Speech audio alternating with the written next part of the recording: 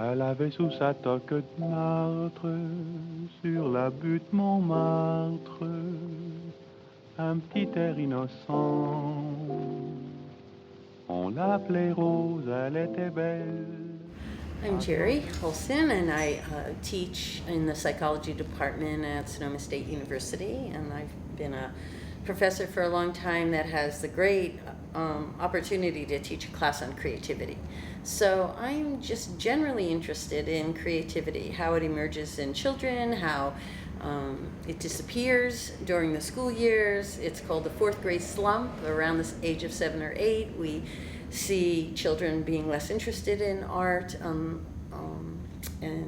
not describing themselves as artists, and people determining whether their brother and sister was the artist or the musician or the athlete and so forth. I'm really curious about that.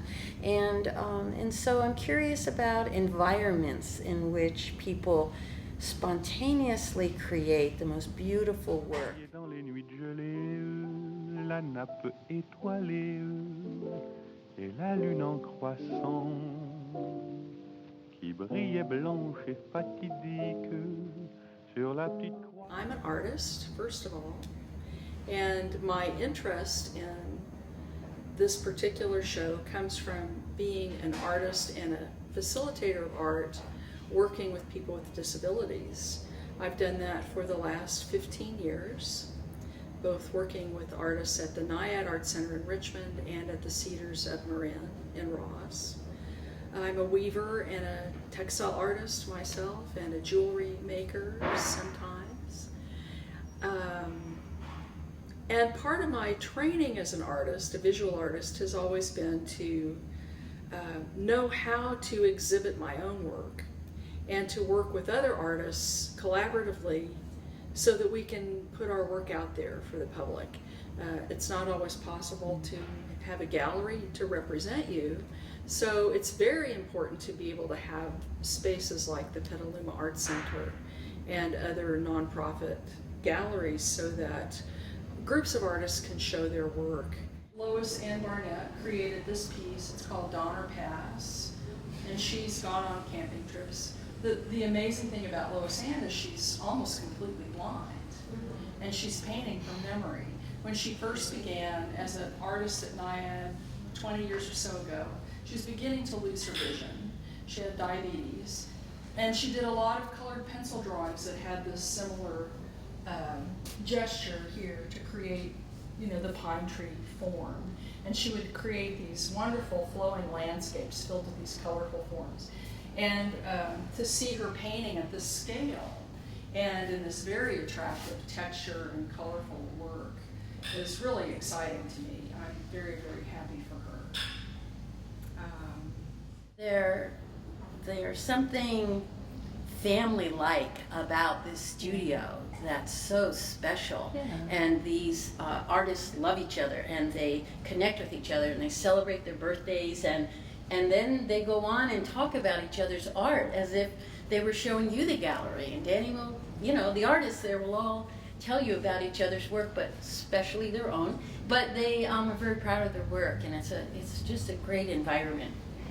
So that's one of the things that we're trying to foster as teachers right now are the creation of a cross-studio cohort. And I love this piece too. This is by a man named Chuck Nagel, and Chuck is in a wheelchair and resists gravity all the time. That's his sort of life's work at this point, is to resist gravity. And this piece really shows that, spreads out here. It's a coil-built ceramic piece that moves but keeps going up there.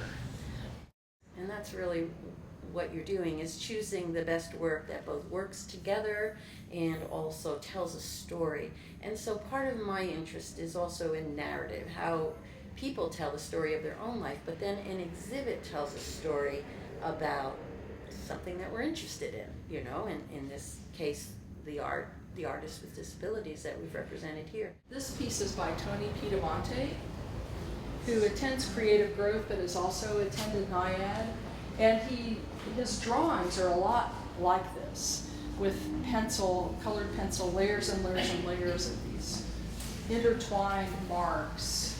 And he came up to me once and showed me one of his drawings, and he said, "Janet, wait a second." I said, "What is it, Tony?" He said, "It's infinity."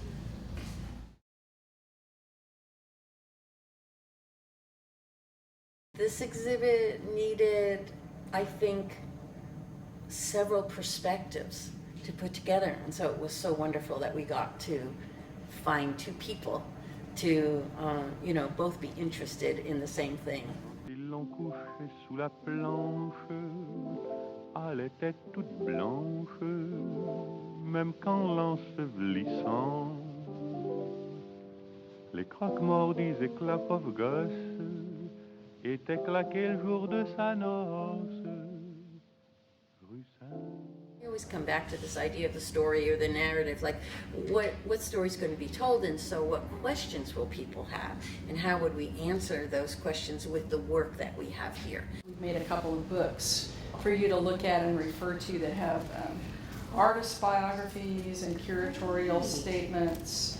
There's also some information about each of the centers. Isn't that great? Look at that. People have fun. I want to tell you, the job I have is so fun. For me, the process of choosing work is somewhat intuitive. I look and see what I like, first of all, what strikes me as a wonderful piece of work. And I also, in the process for this exhibit, get to know the artists, if I can, at least at one or two of the galleries I was able to do that. And so I like to see their body of work and then choose what I think is the best work, and in some cases even ask them what they like, what work of theirs appeals to them, and to hear a little bit of the story. Partly I'm looking for how compositions work together, and again, just what I like. It's all I can say. Some people do it a little differently, a little more scientifically. The artists that we interviewed and went to see at all of these places were so open, and their inner life just became visible through their work in such a compelling way. And so that's how we looked at collecting work to bring here. Because so many of the artists who are in this show have been either students of mine or have been working in the studio when I've been present as a teacher, I have had occasion to see their work grow and change over a long period of time. And it's been very exciting to see certain leaps that they take. And I'm familiar with their styles and their bodies of work. And so I might be looking for what I think of as one of the best examples of that particular artist's work, or a very recent example of that artist's work, so I can see the arc of their progress as an artist. Sometimes I've discovered things that